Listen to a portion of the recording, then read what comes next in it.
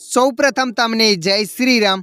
આજના આ વિડીયોમાં હું તમને જણાવવાનો છું મોબાઈલમાં કોલ રેકોર્ડિંગ ચાલુ કેવી રીતના કરવું। હા મિત્રો, તમે પણ તમારા મોબાઈલમાં કોલ રેકોર્ડિંગ ચાલુ કરવા માંગો છો તો આ વિડીયો તમારા માટે।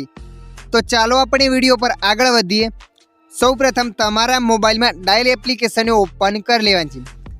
તમે ડાયલ એપ્લિકેશનને ઓપન કરશો એટલે આગળ આવું પેજ આવશે।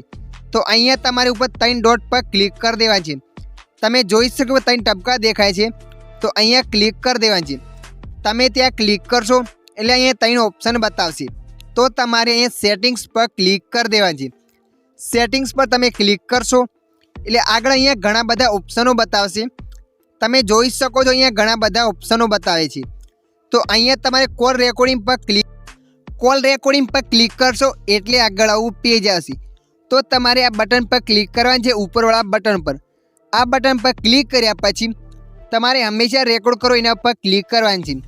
એના પર ક્લિક કરશો એટલે જ્યારે પણ કોઈ પણ વ્યક્તિ તમને ફોન કરશે અથવા તમે એ વ્યક્તિને ફોન કરશો એટલે તમારા મોબાઈલમાં રેકોર્ડિંગ થવા માંડશે, ના તો કોઈ કંપની બોલશે।